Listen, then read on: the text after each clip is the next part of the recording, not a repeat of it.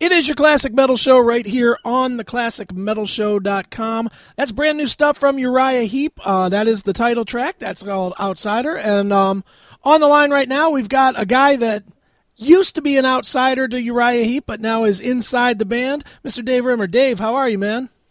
Chris, I'm fine. Rocking, really good. As just said, we just got back from a gig last night in Romania. Wow. And it was fantastic. Sure. Well, Dave, you're the new guy, so to speak, in Uriah Heep. Just stepping in. What, about a year ago? Is that right? Yeah, it's just over a year now. So yeah, it's been it's went really quick, but it's been a fantastic roller coaster year. Sure. Now, Dave, when you step into a band as legendary as Uriah Heep, and a band that has so much history in it, how much pressure is there for you to adapt what you do to them versus bringing what you do to enhance them? Does that make sense? Yeah. Well, yeah. I mean, at first it was pretty tricky because they have such a big legacy, and they've also got a great history of amazing bass players, because they've had they had Gary Thane, Trevor, of course, John Wetton, Bob Daisley. So at first it was a bit daunting, but for me it was in a way I really enjoyed it, because that's my favorite era of music, and the reason why I started to play bass is because of all them classic bands and bass players. So for me, I had a good idea of the kind of feel, because I was actually a fan of the band and of all them players they've had before. So my focus was to, just to learn all of Trevor's parts and the various bass players they've had. And then, but the band were really, were really kind and encouraged me to, be myself as well. Because obviously you can't, when you join any band or as a musician, you can't copy exactly what everyone else does. So the guys were really just said, bring in your own stuff as well, your own style, and thankfully it worked. So, and on the new album, they just said, just play what you want to play, So it's been great, yeah. Sure. Now, listening to the new record, Dave, it's one of the more rocking ones that they've had in a really long time. Not that the last couple haven't been, but this one has, I don't even know how to explain it. It's definitely a harder edge to it in some spots, but then there's some real throwback 70s type feel in other spots. It's probably one of the most diverse of the band's history, don't you think? Yeah. I mean, the previous albums, Wake to Sleeper and Into the Wild, I suppose it was, for the last couple of years, I've had more of a modern Heap sound, in the 90s as well. But I don't know what it was. Yeah, we just, there was just like a kind of a mood of rockiness that we had. Even in sound checks, we were, have a little jam and stuff, and just had a feeling it was going to be quite rocky. And I think all the band decided, the first couple of songs that we worked on, there was like a thread. It was, this kind of rock thread. Mm-hmm. I think with what the band have been through in the past year, we didn't have a lot of time with this album because we were on the road so much. We had this little window of time. It was about 2 weeks really, just to get the some of the tracks down. But there wasn't really any preparation.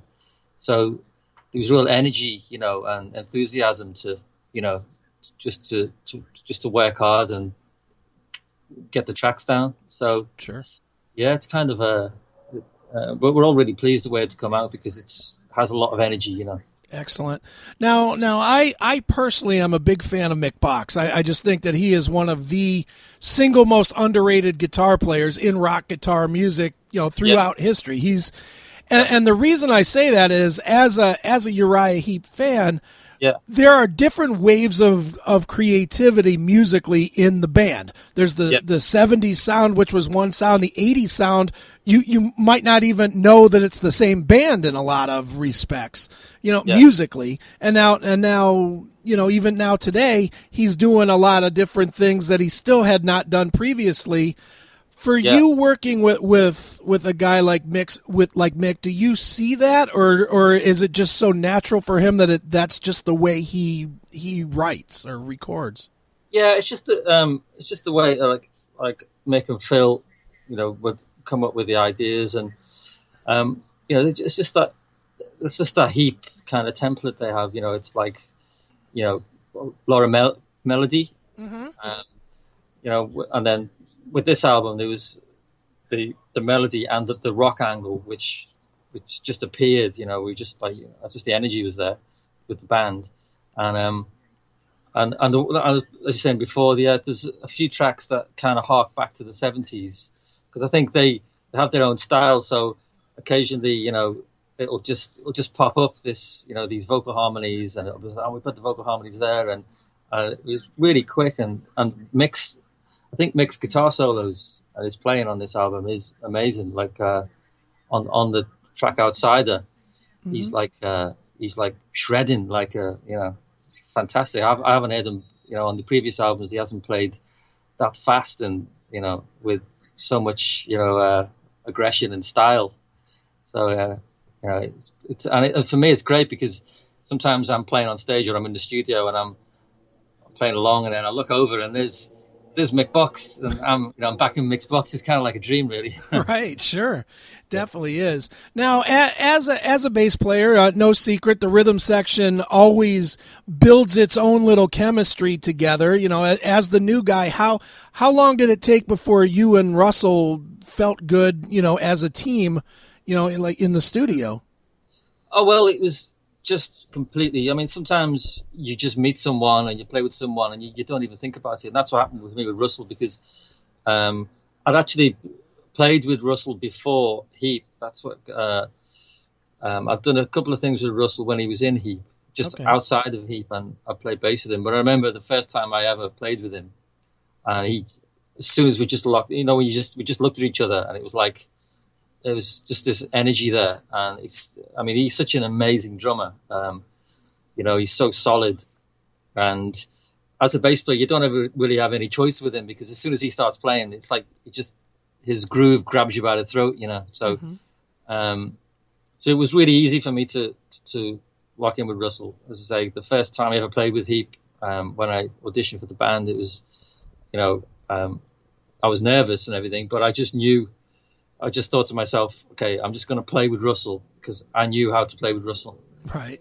So I was like, I thought, okay, I'm not going to think about what's around me, because it was quite nerve-wracking. And I just said, all right, I'm going to, play with Russ. That's what Russ said to me. He said, well, just play like we used to play, when we used to play before, Mm-hmm. So it's been really, really natural to play with Russell.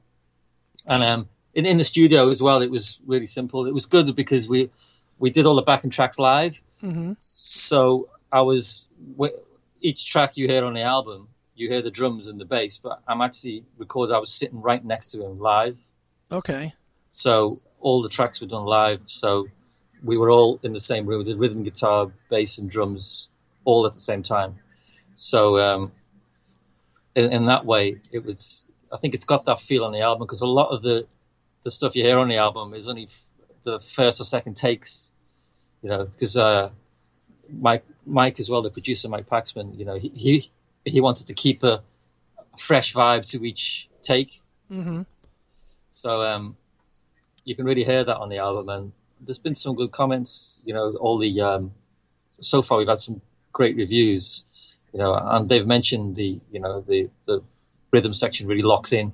Sure. Well, and that's one of the things I noticed right away is how, you hear a lot, and I've been doing this for almost 20 years, and I get a lot of records with brand new rhythm sections, and either the drums sound like they're mechanical because it's, the band starts out with a drum machine and then works in a drummer and whatnot. This sounds very organic and natural, like like organic creations almost in studio.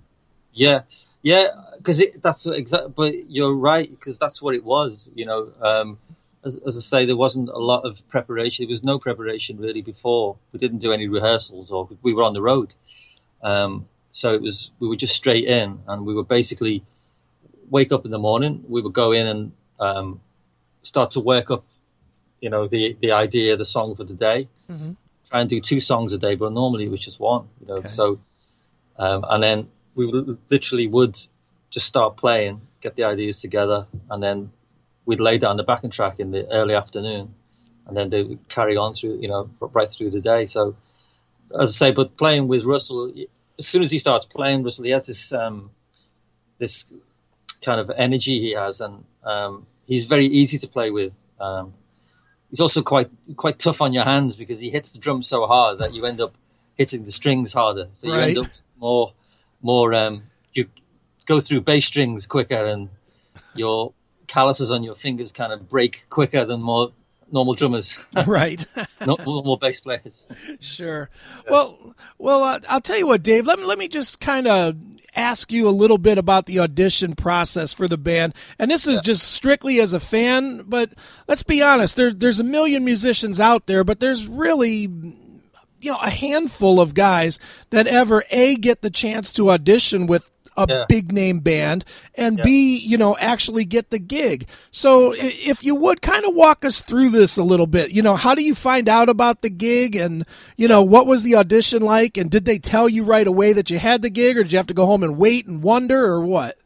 No, it was actually got a call off Russell, because as I say, I had played with Russell a couple of times, just doing the odd session, but no, I kind of kept in touch, loosely touch, but he was always busy with Heep, so I didn't see him that much. And then he just called me out the blue, and he said, Dave, I've told the guys about you. Come down and have a jam with us. Okay. So obviously, I was shocked and everything because initially it was just to fill in because it was at the time.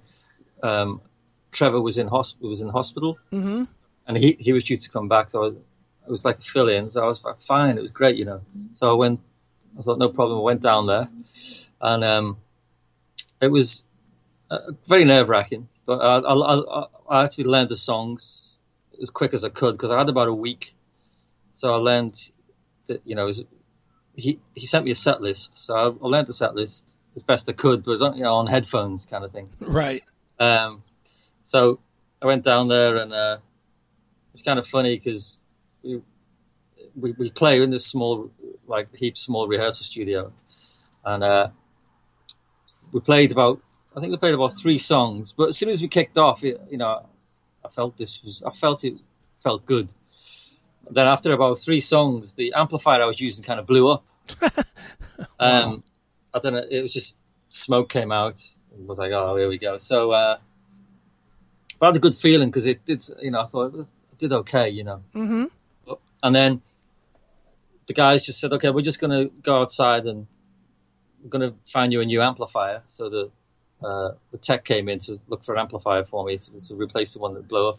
And I went out and had a cup of tea, and then the guys went off, and then they came back, and I think it was Mick just says, okay, Dave, do you have a passport? I was like, yeah. He says, okay, well, you're coming on the road with us next week or whatever it was. And I was really so relieved, and then they all gave me a hug and said, it's fine, sounds great. And that was it, really. I was kind of in shock. And we went back in and continued just, another hour or so. Sure. But that was it, really. I didn't have another rehearsal because there wasn't much time. Mm-hmm. Then we were about a week later, we were on the road in Germany. Oh, wow. So you really had no time to do anything but get in the band and learn songs as fast as you could. Yeah, it was like trial by fire, It was like, it was just, But it did feel good when we played together. Because, sure. As I say, I just played with Russell before, so I just locked in with Russell immediately, which I found quite easy to do. Excellent. And then the rest was just, making sure that I was, playing with the band, solidly. And, and luckily for me that, it worked. So, and ever since then, it's been fantastic, and to actually play on the new album and work with the band so closely. It's been a real privilege, I would definitely imagine. Well, Dave, as we said, the new album is called Outsider. It's Uriah Heep. Before I let you go, I have to ask you what's known as the traditional classic metal show question. Yeah. We ask this to everybody, and as a bass player, you might or might not have an answer. How has Lemmy from Motorhead influenced your career? Oh, Lemmy. Great, a lot really, because, I still do, and ever since I started playing bass, I've been in original bands, but I was always in cover bands as well. Okay. I always played with cover bands, so I was always doing it. If I wasn't playing or being on tour, I'd go down to the local place and with the guys, and we'd play. We had a residency here in Camden Town, actually, in London. Okay. It was me, Richie Faulkner from Judas Priest, some local musicians, and we'd play, Ozzy, Motorhead, Iron Maiden, you name it. Okay. We still do that as well. And we'd always play Motorhead tunes. So obviously Ace of Spades was there, all the classics. And playing Lemmy stuff is great because he's like, he's got this huge sound. Right. It's like, you can't, and I suppose if you want to sum up, like heavy metal, bass playing, hard rock, it is Lemmy, it's an iconic figure. And I've met him a few times, and he's really down to earth. He's really, I think he's just a working musician, and and he's created this great legacy. But and I've seen him live many times, and I think he is the loudest. I know that his bass rig, he's got this Marshall custom bass rig. Mm-hmm. It's just gargantuan. It's like he's got, for people who know about bass cabinets, like a lot of bass players will use a 4, or guitar players will use like a 412 cab. Mm-hmm. Lemmy has I think it's a 15x4, so it's 4 15-inch speakers. Yeah, wow. Looks like a wardrobe. Right.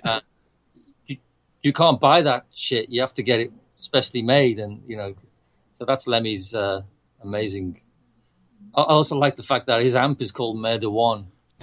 Yeah, no kidding. You've seen that. I think Marshall actually, you can buy it. It's just like, it's just like souped up, hot rodded, Mm-hmm. Marshall head, which is and it's actually called Murder One. And when you go see him live, and you listen to how loud he is on stage, you know why it's called Murder One. Right, definitely. Well, Dave, as we said before, the new Uriah Heep record is simply called Outsider, and as a tradition on the show, we always let the artist pick a track from the record to close it out. So what would you like us to close with? And maybe tell us a quick story about the song. Let me just check the song. Well, I think I'll close with You Can't Take That Away. Okay, and why that one?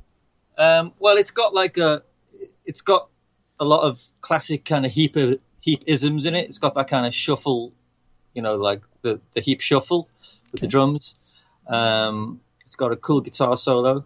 It's got a catchy chorus, and it's got like a cool little bass lick in the middle and at the end with the bass and the keyboards and the drums, which is it's kind of got all the ingredients of a classic Heep song. So I think all the listeners will, as soon as you hear it, you think that's Heep. And we hope to be in America. We should be in America soon, because we've got some dates already lined up for September, an East Coast tour. Okay, great. And we're working on the West Coast and the rest. But we really can't wait to get over to America to play some classic rock for all the listeners. Listen to the new album. It's a great album, and I hope everyone likes it. Well, let's give them a taste of it right now. This is brand new Uriah Heep with Can't Take That Away right here on your Classic Metal Show.